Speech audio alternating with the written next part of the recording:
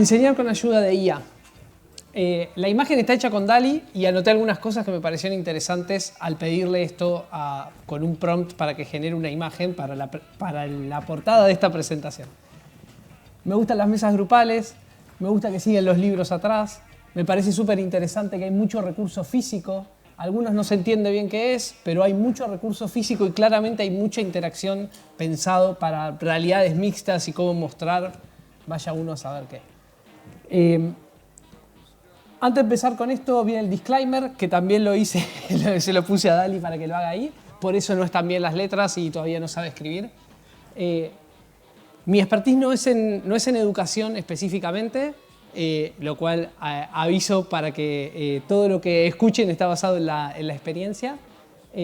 Ni tampoco me considero un especialista trabajando con IA. Hicimos muchos casos, trabajamos mucho en los juegos, incluimos mucho de Machine Learning. La realidad aumentada como tal es una dependencia de un mecanismo de interpretar imágenes que es como el paso anterior a lo que terminó siendo la inteligencia artificial como la conocemos ahora. ¿Qué conclusiones sacamos de este caso? El caso, como dijo también, es un caso muy chiquitito, pero yo creo que es muy potente porque es algo que lo hicimos. Y que también cuando hablamos de inteligencia artificial uno espera que venga la solución mágica o una cosa súper compleja, cuando en realidad terminamos encontrando con que es una pequeña ayuda en muchos lugares que nos permite descubrir cosas súper importantes o interesantes. Voy a empezar con las conclusiones porque después del caso la intención es que tengamos unas preguntas con quien quieras preguntar algo y mismo con Damián. ¿Cuál es el principal aporte que creo hoy día aprendimos de la IA para la educación? Lo primero, el rol de los profesores. El profesor debería poder enfocarse en el liderazgo, en estar atento a toda la contención, la creatividad, el aporte emocional, casi le diría, de los niños hoy en día, y tienen mucho trabajo que tienen que hacer por otro lado. El segundo es cómo hacemos esta integración de la inteligencia artificial. Procesar datos, escribir reportes, mandar información, ordenar el aula, todo ese tipo de actividades tranquilamente se le pueden delegar a una suerte de copilot para el docente. De hecho, hoy a la mañana probé el de Microsoft, que los que estén interesados en inteligencia artificial salió exactamente hoy. Es muy potente lo que uno puede hacer sin necesidad de saber programar. O sea, uno puede armar su mecanismo de inteligencia artificial moviendo 3 o 4 cajitas, lo cual va a abrir un mundo de posibilidades ahí. Y lo último, los cambios necesarios en la educación, muchos no vienen de que la tecnología que pueda venir a aportar, sino que están basados en las decisiones que tomen directores de escuelas, los maestros en impulsar y en exigir de que puedan utilizar estas herramientas en las aulas, y ni hablar de políticas públicas. No puedo opinar de cómo funciona o cómo es la educación, porque como dije, no soy especialista en eso, pero sí cuando hicimos este caso nos encontramos con todas esas trabas, y todas esas trabas que las pudimos resolver fue gracias a decisión de la escuela sobre todo. Entonces es bien importante tener esto como factor al momento de pensar un proyecto para escuelas. Dato de color, el proyecto se llama Venteveo, es el proyecto original, es un proyecto que lo hizo Belgrano Day School en Buenos Aires. Y como el dato de color a esto es que conocimos este proyecto por medio de Mediamorfosis en Buenos Aires en el año 2018. Trabajamos una serie de workshops donde intentábamos ayudar a gente que tenía proyectos y ellos se acercaron con esta idea. ¿Cuál era el proyecto original? O sea, ¿cómo lo trabajaban? Tenían a niños de 5 a 8 años, lo que en Argentina era primero, segundo y tercer grado. Estaban utilizando a la hora de lectura una grabadora para poder escucharse después de leer en voz alta. El texto que tenían era libre y utilizaban una tablet o un iPad con auriculares y la grabadora que venía por defecto ahí. ¿Qué es lo que estaban buscando con esto? Estaban buscando o habían descubierto que los niños que leían en voz alta podían escuchar y autoidentificar en qué se estaban equivocando o qué les costaba más. Entonces, en la hora de lectura empezó eso. ¿A qué fue que lo llevamos a partir de trabajar en conjunto?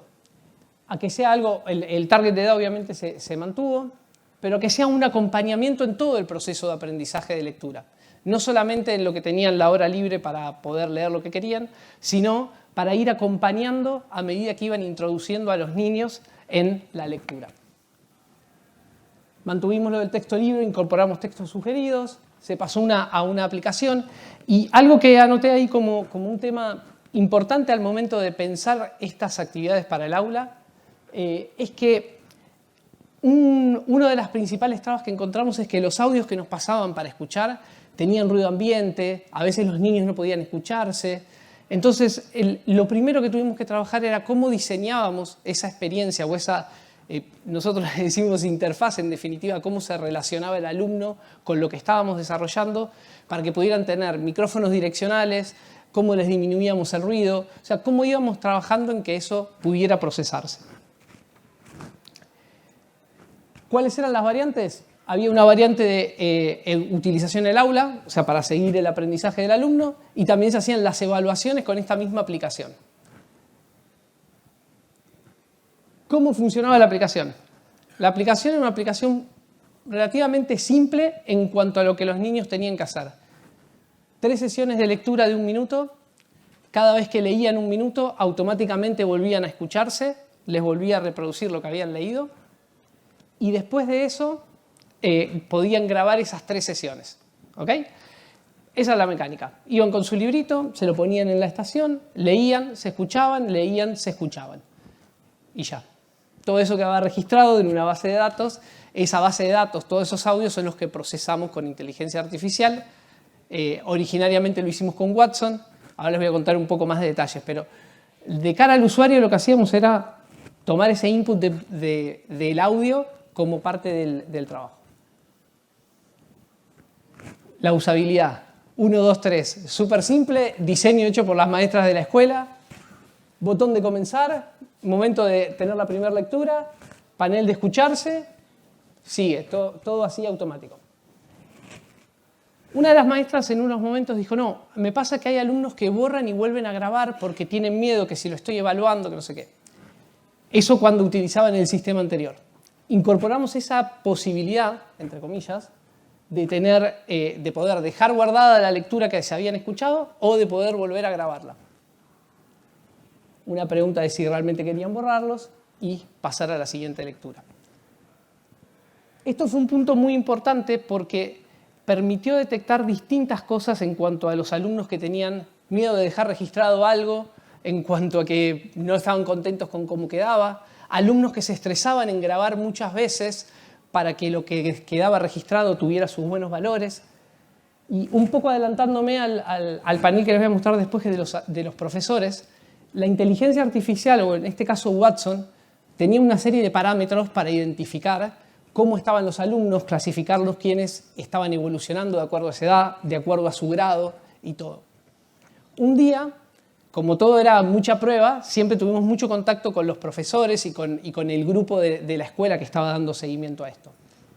Un día aparecía una alumna, que era una alumna era una alumna 10, digámosle, o sea, con muy buenas notas en la escuela, y salió en el reporte de los alumnos que había que prestarle atención. Verificando sus datos todos eran buenos.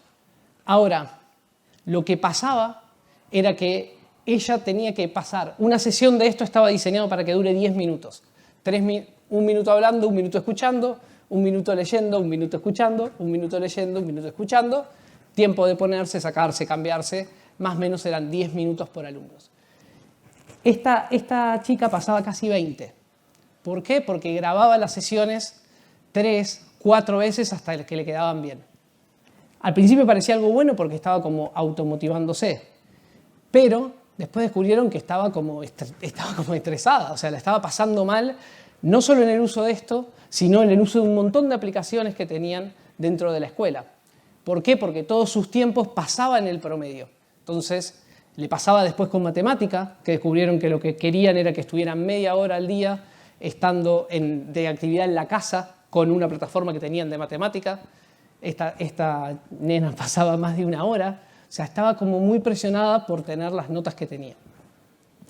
A mí lo que me pareció interesante de eso fue que a nosotros nos salió de casualidad, porque todos los parámetros que habíamos seteado eran parámetros que buscar a los que estaban como más bajos en la tabla, ¿ok? O sea, a los que necesitaban, digamos, poder ir evolucionando. sigo, que me adelanté de una de las cosas. Esto empezó en 2019, corrimos todo ese año, aprendimos un montón de cosas. 2020-2021 estuvo la pandemia, las escuelas estuvieron cerradas, tuvimos que hacer una migración de pasar de tener aplicaciones, tablet y todo muy controlado en la escuela, tuvimos que poder llevarlo a las casas, terminó convirtiéndose en una extensión de Chrome, nos dio todo un nuevo escenario donde tuvimos que empezar a analizar no solamente lo que los alumnos leían, sino darles algunos textos preestablecidos. ¿Por qué los textos preestablecidos? Otra vez, ¿qué recogimos de parte de lo que veíamos con inteligencia artificial? Había algunos alumnos que tenían muy buenos resultados un día y muy malos resultados otro día. Muy buenos resultados un día, muy malos resultados otro día. A partir de eso, las maestras fueron viendo qué es lo que los niños estaban leyendo y empezaron a encontrar que, según el libro que agarraban para ir a tener esta actividad o lo que estaban leyendo, eran distintos si estaban todos en mayúscula, si eran párrafos más largos, si eran párrafos más cortos. O sea, muchas actividades que estaban pensados supuestamente con libros que tenían las mismas características y que estaban adaptados para su edad, empezaron a encontrar que había algunas cosas que los alumnos tenían que reforzar. En el caso de las mayúsculas y minúsculas, había algunos que manejaban muy bien las imprentas, pero no tan bien los textos que venían en manuscrita, y así sucesivamente.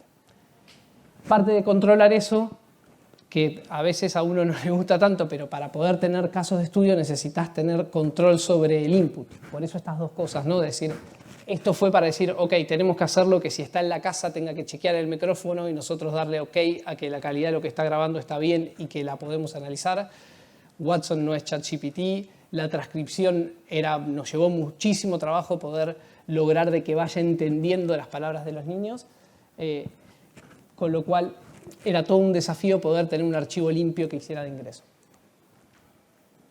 La visión de los maestros era un panel así. Simplemente tenían las últimas lecturas de cada alumno separados por sesiones, la cantidad de lecturas que tenía, el promedio de palabras por minuto, que era como el indicador que ellos utilizaban como clave para toda esta situación, y los audios abajo para poder escuchar a cada uno de esos. Después de eso, lo que hacía directamente a partir de este procesamiento, es decir, ok, ¿quiénes están llegando abajo del promedio? ¿Quiénes tienen esto? ¿Quiénes están mostrando algún comportamiento diferente al esperado? Los seleccionaba y se los hacía escuchar al maestro. A partir de ahí, con eso que escuchaba el maestro, lo que hacía era cargar un feedback. Si está bien esto que Watson en este momento estaba identificando o no. O sea, ¿está bien que separe este audio? ¿Está bien que separe este alumno? Sí. Eso lo usábamos para retroalimentar esa inteligencia artificial en donde utilizaba Machine Learning para ir entendiendo cada uno de esos procesos. ¿Qué otro punto? Me estoy olvidando un punto y lo tengo acá que me está volviendo loco. ¿Qué otro punto hubo interesante de esto? ¿Para qué? El principal uso que terminamos encontrando es que usualmente la dislexia la encontraban en los alumnos que estaban en segundo grado. Y lo encontraban en segundo grado, ¿por qué? Porque era cuando ya empezaban a atrasarse demasiado o a costarles demasiado. Con esto, en el primer año, logramos identificar en dos de los primeros grados 2 alumnos que potencialmente iban camino a esas características. El segundo año pasó lo mismo y el tercer año no llegamos a tener el diagnóstico exacto, pero sí pudimos sacar unas primeras conclusiones que servía para identificar este tipo de síntomas de forma temprana. Entonces,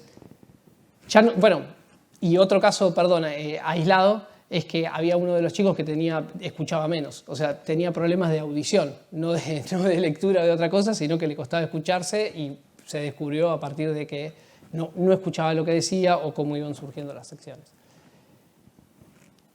Lo interesante de este caso es que, como dijo Damián en principio, pudimos hacerlo, experimentarlo, probarlo. Es un uso muy específico de asistencia al maestro para que no tuviera... Antes de esto escuchaba 120 audios, era lo que le quedaba de una semana para tener que ir y escuchar uno por uno para ver si identificaba algo. Con esto logramos segmentarle que solamente tuviera que escuchar 7, 8 y concentrarse en los alumnos que iba detectando. Eso por cada uno de los maestros. En este caso eran 6 cursos, o sea, con lo cual se convertía en algo importante. Volviendo, creo que como conclusión de eso es darle herramientas al maestro para que tenga apoyo en lo que ya está haciendo y que se pueda concentrar o en los alumnos que necesitan ayuda o en cómo transmitir los contenidos o en la forma en que va avanzando la clase es lo que me parece personalmente que puede dar mayor aporte. Es eso. Y ahí le puse el copilot de los profesores.